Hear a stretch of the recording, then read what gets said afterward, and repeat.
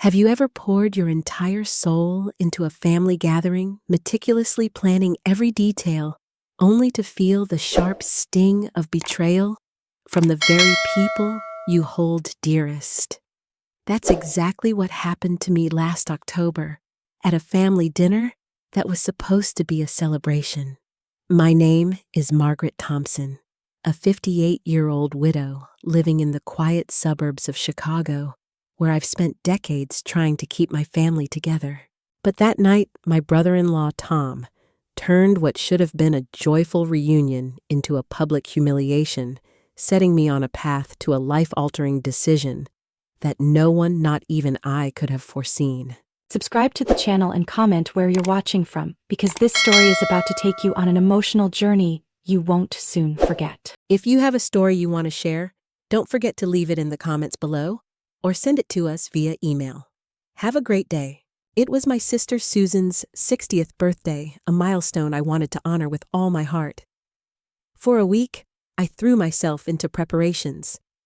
I stayed up past midnight in my small kitchen, baking a chocolate layer cake, Susan's favorite since we were children, carefully spreading velvety frosting until it gleamed.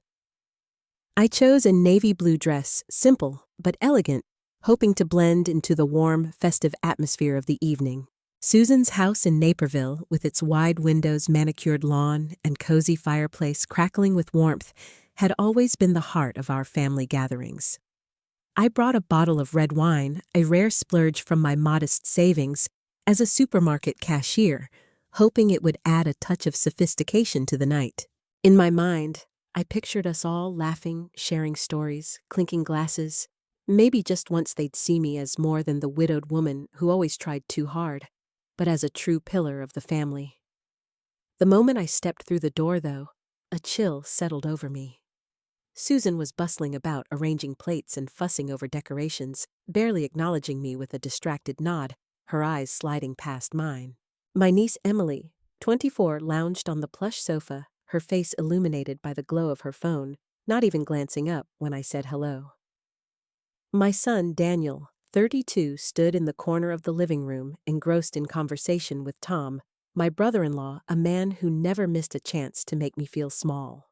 Tom was a hulking figure, with a voice that boomed like thunder, and he'd always treated me with thinly veiled contempt, calling me Little Maggie in a tone that mocked my efforts to hold my head high. It stung, especially since I'd raised Daniel single-handedly, after my husband Robert died 20 years ago, working grueling hours to give my son a better life. As we sat down to dinner, I tried to find my place in the chatter. The table was laden with Susan's signature dishes, roast chicken, mashed potatoes, green beans glistening with butter, and my cake sat proudly at the center, a symbol of my love. I shared a light-hearted story about Susan and me as teenagers, hoping to spark laughter and lighten the mood. But before I could finish, Tom cut me off, his voice slicing through the air. "Maggie, you're always dragging out these ancient stories. Nobody cares about your nostalgia." The table fell silent. My cheeks burned with embarrassment, but I forced a tight smile, swallowing the lump in my throat. Daniel, my own son, kept his eyes glued to his plate, offering no defense. Emily smirked, her lips twitching as if she found my discomfort amusing. Susan quickly changed the subject, but the wound was raw and deep. Then the evening took a darker turn. As dessert was served, my chocolate cake sliced and passed around. Tom stood raising his glass for a toast. I assumed he'd honor Susan, but instead, he fixed his gaze on me, a cruel glint in his eyes. "I want to thank Maggie," he said, his voice dripping with sarcasm. "Thank you for always showing up uninvited with your burnt cakes and your desperate need to belong. It's truly inspiring the way you cling to this family despite having so little to offer." Laughter erupted from a few guests. Emily's was the loudest. Daniel's head sank lower, his fork motionless. Susan stared at her plate, avoiding my eyes. I sat frozen, my hands clutching my napkin under the table, feeling as if the room had collapsed around me. I didn't cry, not there, not in front of them. With every ounce of dignity I could muster, I stood, retrieved my coat from the hall, and walked out. The night air was cold, the stars hidden behind clouds, and no one called after me. Driving home, the dark road stretching endlessly before my headlights, a bitter truth settled in my bones. This family, the one I'd poured my life into, was never truly mine. I'd sacrificed everything, time, money, my own health, to keep them close. I worked double shifts at Jewel Osco to pay for Daniel's college tuition. I lent Susan $10,000 when her business faltered, scraping by to cover my own bills. But all I'd earned was their scorn. That night, lying in my cold, narrow bed in my cramped apartment, sleep eluded me.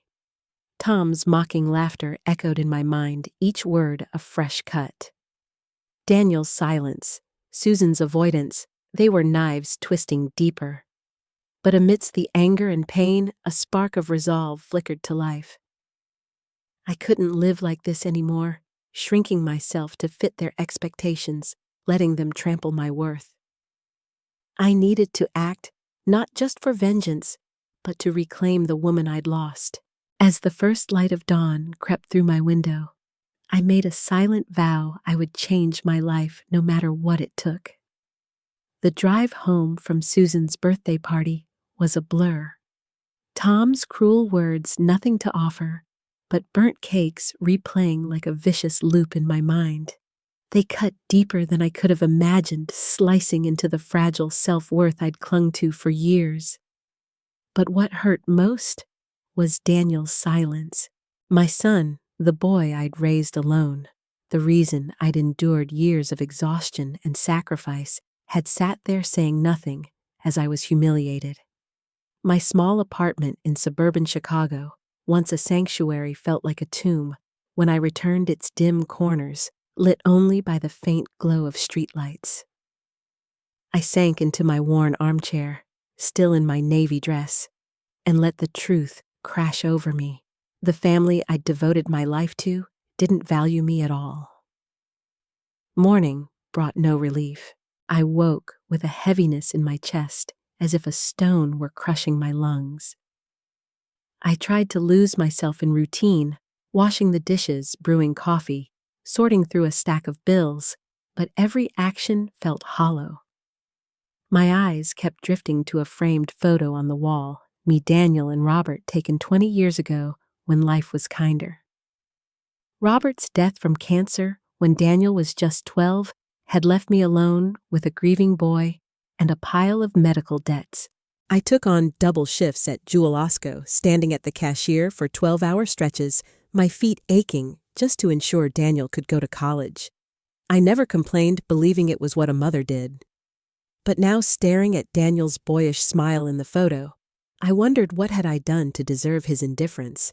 I decided to call him, clinging to a shred of hope that he'd apologize or explain. The phone rang 4 times before he answered, his voice clipped. "Mom, I'm busy." I swallowed hard, steadying myself. "Daniel, about last night. Did you hear what Tom said?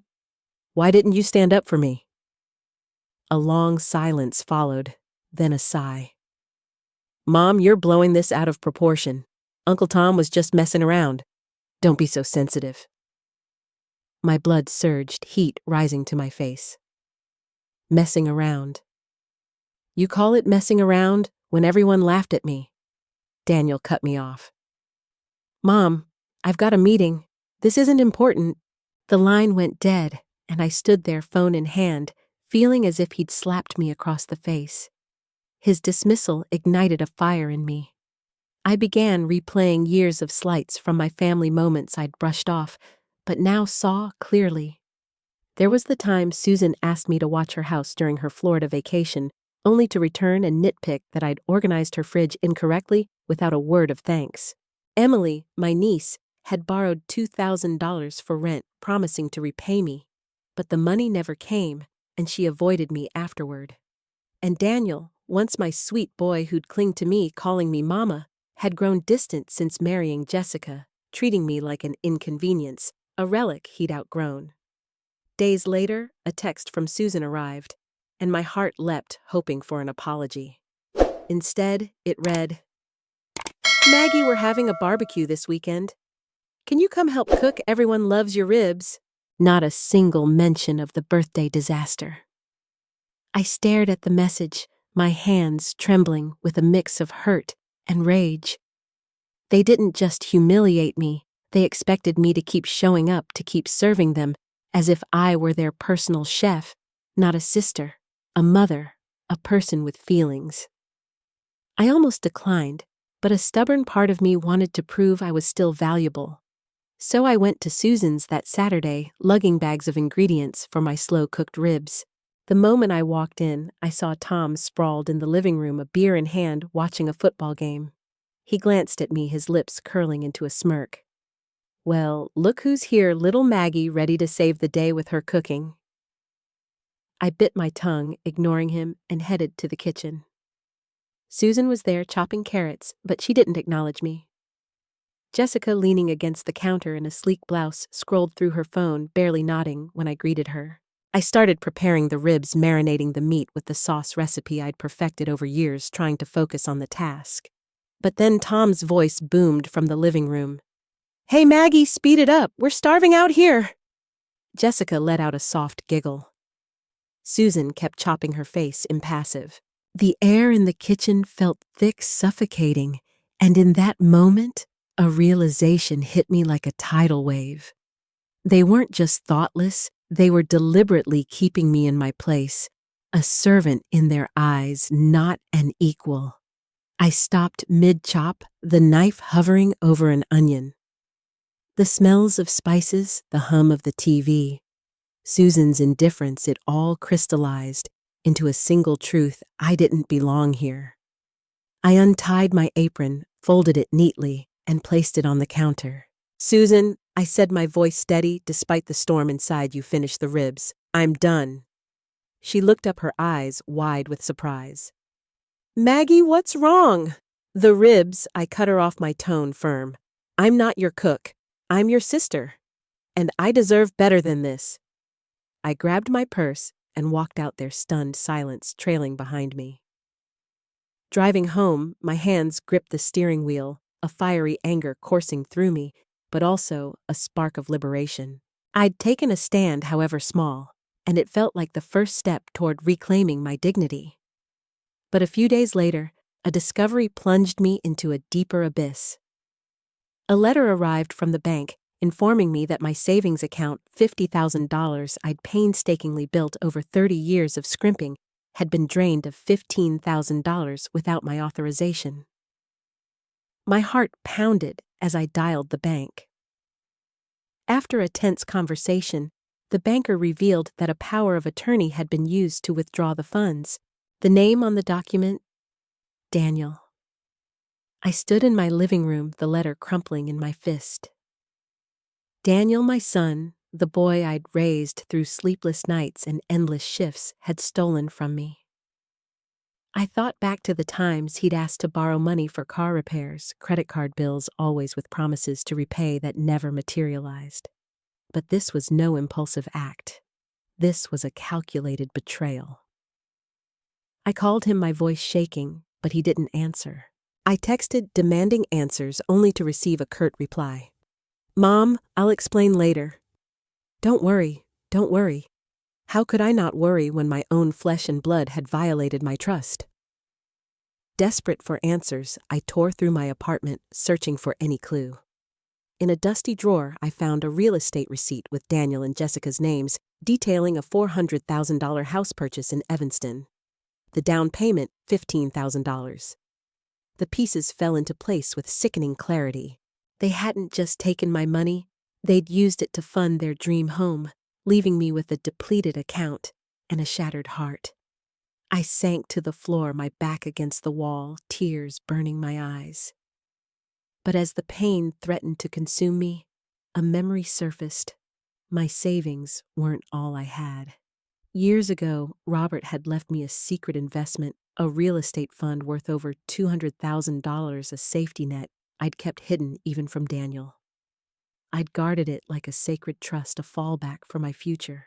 Now, with my family turning their backs on me, I knew it was time to wield it not to rescue them, but to rebuild myself from the ashes of their betrayal. The revelation that Daniel had forged my signature to steal $15,000 from my savings account was a blow that shook the very foundation of my world. My modest apartment in suburban Chicago, once a place of comfort, now felt like a claustrophobic cage, its walls closing in with every unpaid bill and painful memory. But Robert's secret $200,000 investment gleamed like a lifeline in the darkness. I didn't yet know how I'd use it, but one thing was certain: I could no longer let my family, Daniel, Susan, Tom, continue to erode my worth. It was time to take action, even if it meant facing consequences I couldn't yet imagine. In the days that followed, I tried to maintain normalcy, dragging myself to my shifts at Jewel Osco. I scanned groceries, exchanged pleasantries with customers, but my mind was elsewhere, consumed by a single question. How could Daniel do this to me? I wanted to confront him, to demand answers, but I knew I needed concrete evidence to stand my ground. I began searching my apartment, pulling open drawers, sifting through old boxes. Under my bed, in a forgotten shoebox coated with dust, I found a folder of bank documents. Among them was a copy of the power of attorney Daniel had used. My breath caught as I saw my signature, or rather a crude forgery that bore no resemblance to my careful handwriting. This wasn't a mistake. Daniel had planned this betrayal, deceiving me with chilling precision. I called the bank, my hands trembling as I dialed. The banker, a woman named Linda with a soothing voice, confirmed that the power of attorney was submitted 3 months ago, followed by the $15,000 withdrawal. "Mrs. Thompson," she said, her tone heavy with concern, "this appears to be fraud. I strongly recommend consulting a lawyer." I thanked her, my voice hollow, but as I hung up, panic surged. A lawyer confronting my own son in court. The thought was overwhelming. All I wanted was to understand why Daniel, the boy I'd sacrificed everything for, had turned against me. I decided to go to Daniel and Jessica's new house in Evanston, a 30-minute drive from my apartment. I didn't call ahead, hoping to catch them off guard, to see the truth in their eyes. When I pulled up, I saw a pristine 2-story home, its lawn perfectly trimmed, a gleaming SUV parked in the driveway. The sight twisted my stomach. This house, this life, was built partly with my stolen money. I knocked my pulse racing. Jessica opened the door, dressed in a luxurious cashmere sweater, her hair swept into an elegant bun. "Mom," she said, her surprise tinged with unease.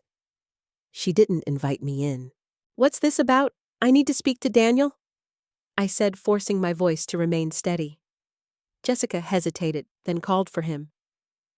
Daniel appeared wearing a pressed shirt, but his eyes darted away from mine. "Mom, why didn't you call first?" he asked, his tone defensive. I didn't mince words.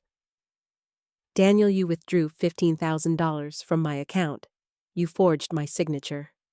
Explain yourself." His face paled, but he quickly regained composure. "Mom, it's not what you think. I was going to tell you I needed the money for the house down payment. I'll pay you back, I swear." His words were smooth practiced, but they rang hollow. "Pay me back," I said, my voice rising despite my efforts to stay calm. "You stole from me, Daniel, without even asking. I've given you everything." Jessica stepped in, her voice cold and sharp. "Mom, you're overreacting. Daniel just borrowed it. You weren't using that money, were you?" I stared at her, stunned by her brazenness. I turned to Daniel, searching for a flicker of remorse, but he only shrugged. "Mom, you're making a big deal out of nothing. I'm swamped right now. Let me deal with this later." He closed the door, leaving me standing on the porch, the weight of their dismissal crushing me. The drive home was silent, tears streaming down my face, not from sorrow, but from a blazing anger. Anger at Daniel, at Jessica, at myself, for letting them manipulate me for so long. But in the midst of my fury, an unexpected ally emerged. Clara, my co-worker at Jewel Osco for over a decade, noticed my distress during a lunch break. Clara, 65, was a formidable woman who'd raised 3 children alone after a bitter divorce.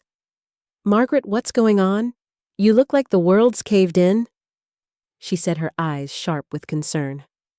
I poured out my story, the humiliation at Susan's party, Daniel's theft, the forged signature. Clara listened, her face steady, then took my hand. "Margaret, you're worth more than this. You can't let them walk all over you. If your son did something this low, you need to fight back. Don't let him think he's gotten away with it." Clara's words were a spark, igniting a resolve I'd buried deep. I began seeking help. I contacted Henry Caldwell, the lawyer who'd handled Robert's will after his death. Henry, now in his late 60s, worked from a modest office in downtown Chicago, his desk cluttered with legal pads. When I laid out the situation, he leaned back, stroking his chin, his expression grim. "Margaret, this is serious. Document forgery is a crime. We could pursue legal action, but first, let's secure your remaining assets. Your savings account is still active, correct?" I hesitated, then confided about the $200,000 investment. Henry's eyes lit up. "That's your leverage. Keep it under wraps, especially from Daniel. I'll help you lock down your accounts and nullify any unauthorized powers of attorney." While Henry worked, another blow came. The bank called to inform me that Daniel had attempted to withdraw an additional $10,000 from my savings, but the transaction was halted due to a security hold I'd requested. I gripped the phone, fury coursing through me. Daniel hadn't just stolen once, he was planning to bleed me dry. I tried calling him, but he'd blocked my number. I texted Susan, hoping my sister would take my side, but her response was dismissive. "Maggie, don't stir up trouble. Daniel must have his reasons. Just talk to him." Susan, the sister I'd once leaned on, had abandoned me too. That was the breaking point. Sitting in my apartment, surrounded by papers, the forged power of attorney, the real estate receipt, the investment details, I saw clearly that inaction would cost me everything, not just my money, but my self-respect. With Henry's guidance, I began to strategize. I had him freeze my savings account and transfer the $200,000 investment to a new, impenetrable fund beyond Daniel's reach. I also instructed the bank to investigate the forgery, though I hadn't yet decided whether to press charges against my son, a choice that weighed heavily on my heart. Clara remained my anchor. One evening, she arrived at my apartment with a bottle of inexpensive wine, her presence a balm to my frayed nerves. We sat on my worn couch, and she spoke with fierce conviction. "Margaret, you raised that boy alone, gave him everything at the cost of your own dreams. Now it's your turn. Use that money, build something extraordinary. Show them who you really are." Her words sank deep, stirring a vision of not just protecting what I had, but transforming my life in a way that would leave my family stunned. With Clara's fierce encouragement and Henry's legal expertise, I'd secured my savings and safeguarded Robert's $200,000 investment. But playing defense wasn't enough. For too long, I'd let my family, Daniel, Susan, Tom, treat me as insignificant, a footnote in their lives.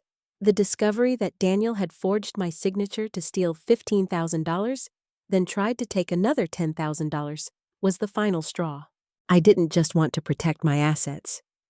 I wanted them to see that I was no longer little Maggie, the woman they could dismiss with a smirk. It was time to take control, and I knew exactly how to do it. Henry, with his decades of experience, saw the potential in my situation.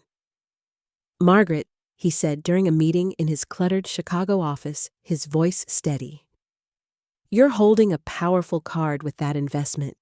This isn't about revenge, it's about claiming your rightful place." I thought of Clara's challenge, "Show them who you are." An audacious plan began to form. Henry had uncovered that Daniel and Jessica weren't just using my stolen $15,000 for their house in Evanston.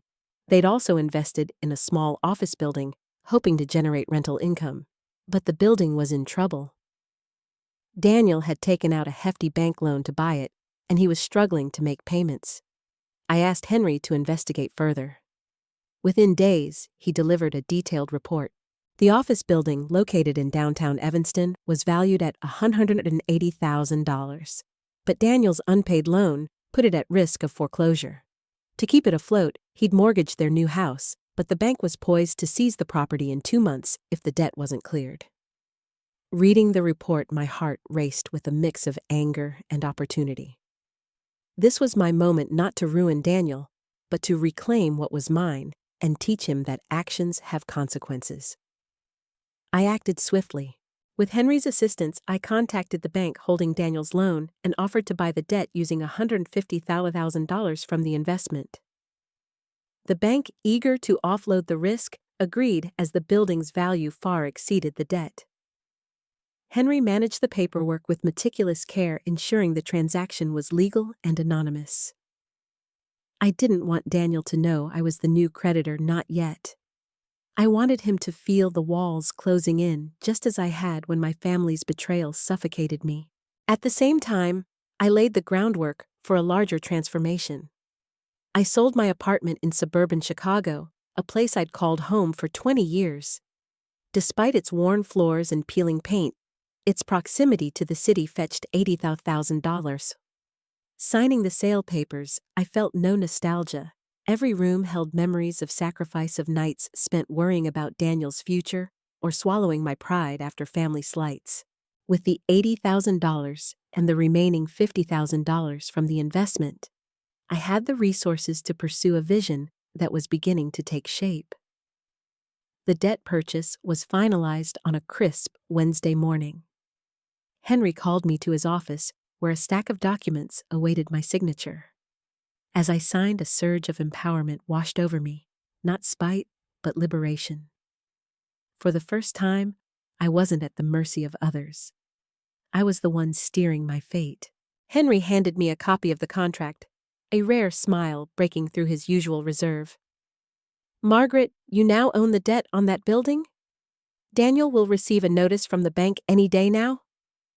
2 days later, my phone rang. It was Daniel, his voice laced with panic, a stark contrast to his usual confidence. "Mom, do you know what's going on?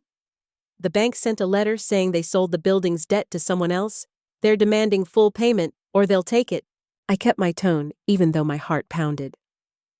"Daniel, you created this mess. You stole my money, forged my signature. Now you deal with the fallout."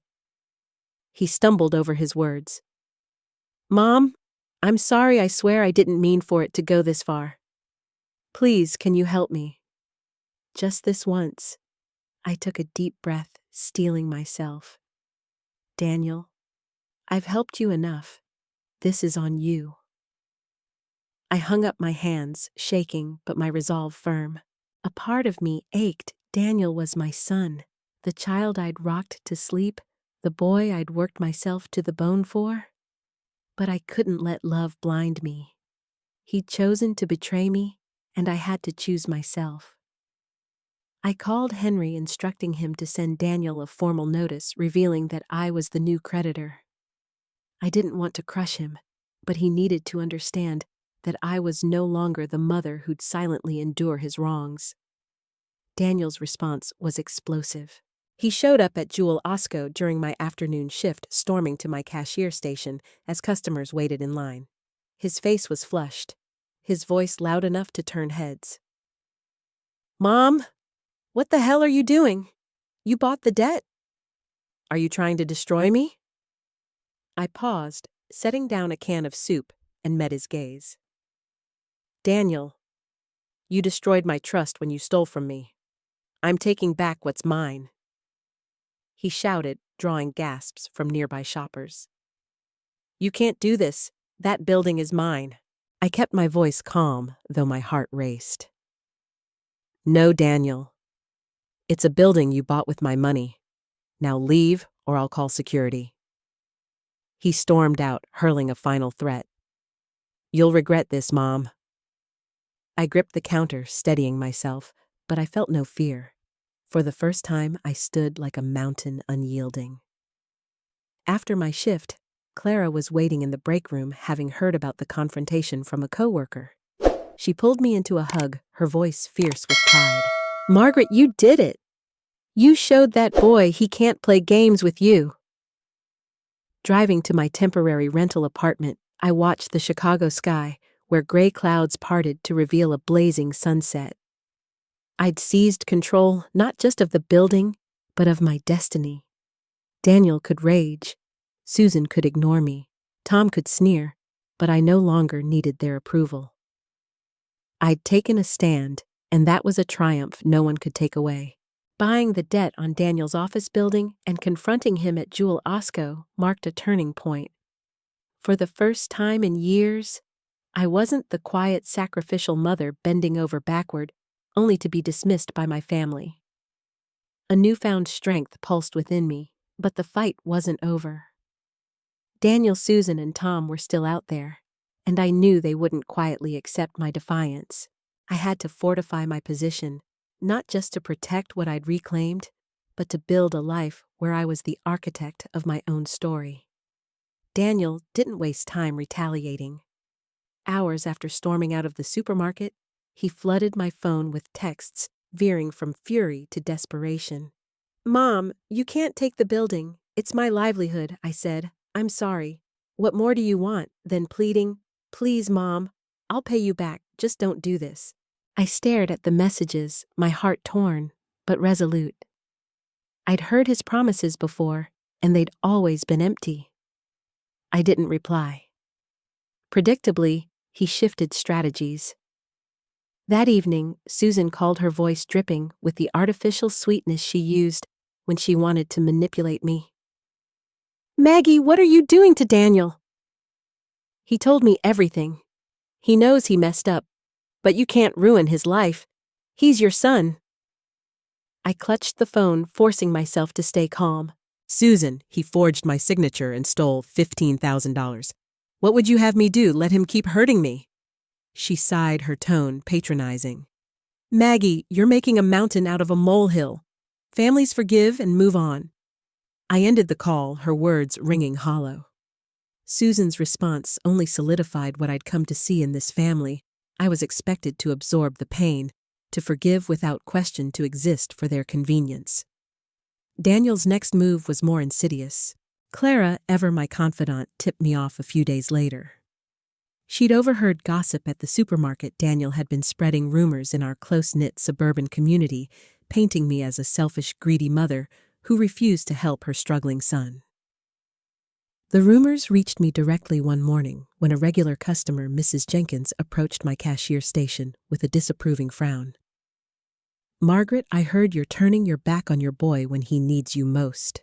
That's not how a mother should act. I froze, the sting of her words sharp, but I managed a polite smile. Mrs. Jenkins, things aren't always what they seem. Thank you for your concern. As she walked away, anger flared within me. Daniel wasn't just stealing my money, he was trying to destroy my reputation to cover his own guilt. I knew I had to counter his tactics, not with petty arguments, but with actions that spoke louder than his lies. I called Henry, asking him to draft a formal legal letter to Daniel and Jessica, demanding full payment of the building's debt within 30 days or face foreclosure.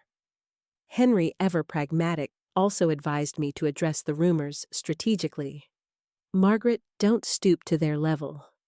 Let your success be your response. His words resonated, and I decided to channel my energy into something transformative, not a public feud, but a venture that would redefine me in the eyes of everyone, including myself. With the $80,000 from selling my apartment and the remaining $50,000 from the investment, I decided to pursue a dream I'd buried under years of sacrifice, opening a bakery. Baking had always been my solace, from the chocolate cakes I made for Susan's birthdays to the warm loaves I baked for Daniel when he was young. I found a charming storefront in downtown Evanston, just a few blocks from Daniel's office building, a poetic coincidence I didn't overlook. The rent was affordable, and with Henry's help, I signed the lease and began transforming the space. I named it Maggie's Hearth, a tribute to the inner fire I'd rediscovered, a place where warmth and resilience would define me. As I renovated the bakery, a new ally entered my life. Louise, a florist with a shop nearby, noticed the activity and stopped by. Louise, in her early 50s, had silver hair cropped short and a smile that radiated kindness. When I shared my plans, she offered to supply flowers for the bakery's events, her enthusiasm infectious. Over coffee at a nearby cafe, I opened up about my story, not to complain, but because Louise's gentle presence invited trust. "Margaret," she said, her eyes steady, "I once lost a fortune to my own brother's deceit. I know that pain. But you're doing the right thing, building something for yourself." Louise became a friend, not bound by blood, but by a shared understanding that felt more genuine than anything my family had offered. The bakery began to take shape. I hired Carlos, a talented young baker with a flair for intricate cake designs, and Mia, a bubbly college student, to work the counter. The grand opening was set for late in the month, and I threw myself into preparations. I spent hours perfecting recipes, butter cookies, sourdough bread, lemon tarts, the kitchen filling with aromas that felt like hope. Each batch was a declaration I was no longer just surviving. I was creating something beautiful, something mine. Meanwhile, Daniel and Jessica made a final attempt to sway me. One afternoon, as I arranged pastries in the bakery's display case, Jessica walked in her designer coat, a stark contrast to the flour-dusted counters. "Mom, we need to talk," she said, her voice soft but calculated. "Daniel's truly sorry for everything. We'll pay back the $15,000, but you have to release the building debt." I met her gaze unshaken. "Jessica, you had your chance to make this right. It's too late now." She pressed harder, her tone growing desperate. Daniel's under so much stress he could lose everything. "Don't you care?" I stood tall, my voice firm. "You chose to betray me. Now you face the consequences." Jessica left her face tight with frustration. Days later, a letter arrived from Daniel's lawyer accusing me of abusing my authority and threatening a lawsuit. Henry reviewed it and laughed. "This is pure bluster, Margaret. They have no case." He sent a sharp response reaffirming my legal rights and warning that foreclosure loomed if the debt wasn't paid by month's end. After that, Daniel's messages stopped. Perhaps he'd finally realized he was outmaneuvered. As the bakery's opening approached, Clara surprised me with a gift. She arrived one evening with a hand-carved wooden sign reading "Maggie's Hearth," her eyes gleaming with pride. "This is yours, Margaret. You've earned it."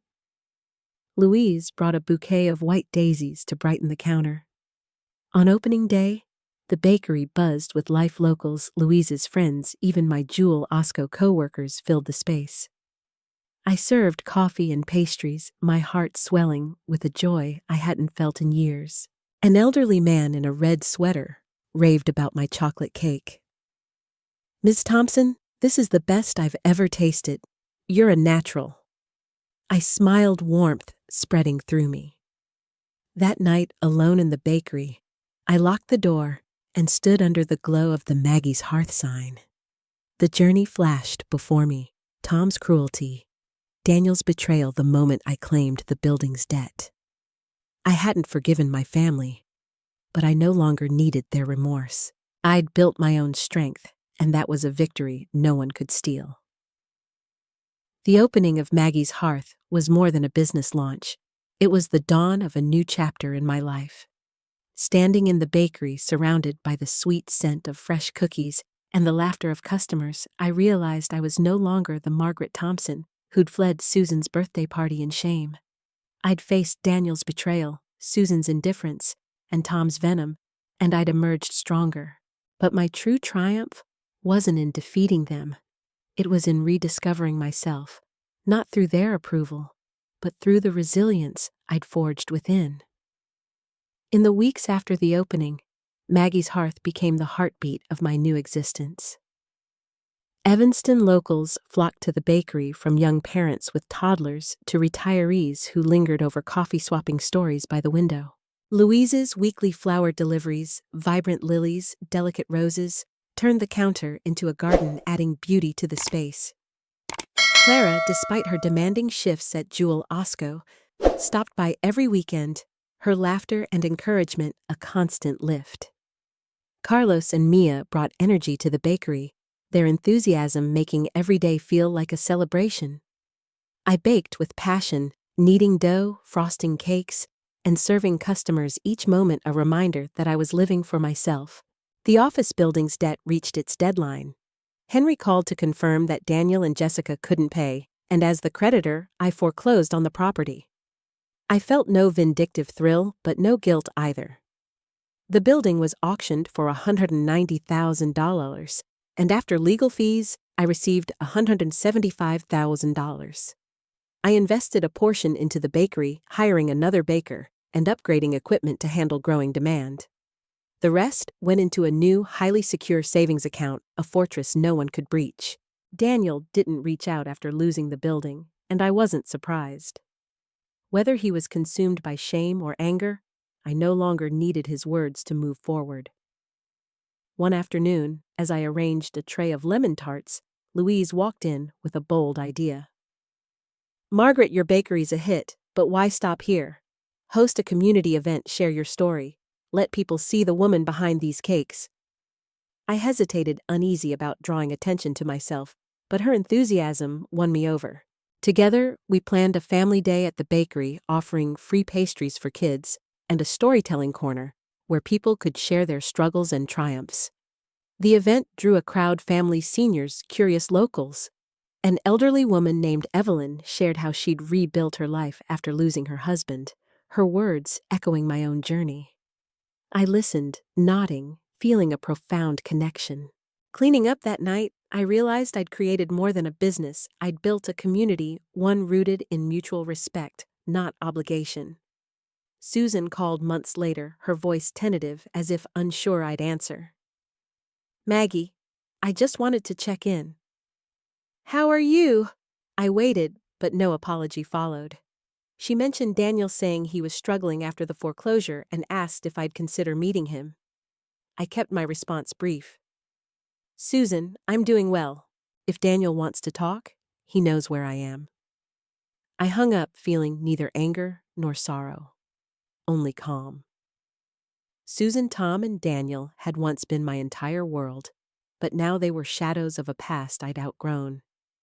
I didn't need their validation to know my worth. One evening, after closing the bakery, I drove to a park near Lake Michigan. Chicago's autumn was breathtaking, with golden leaves drifting under streetlights and the lake shimmering in the dusk.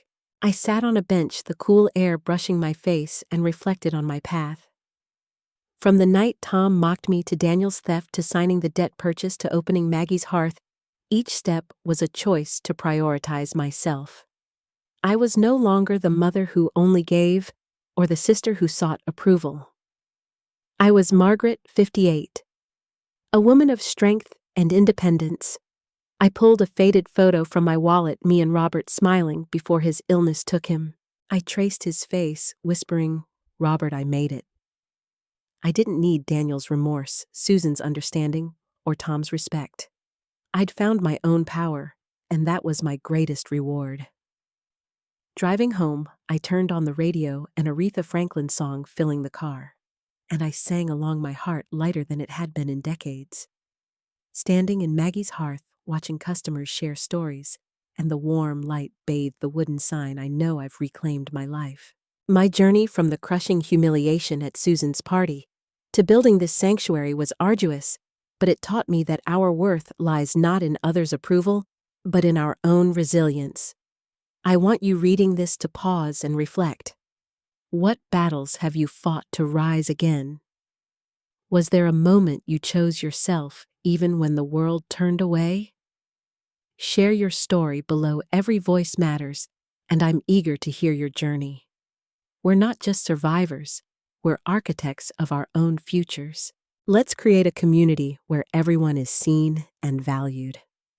Thank you for walking with me, and I hope Maggie's hearth brings you the warmth I've found. Subscribe to the channel and comment where you're watching from, because this story is about to take you on an emotional journey you won't soon forget. If you have a story you want to share, don't forget to leave it in the comments below or send it to us via email. Thank you. See you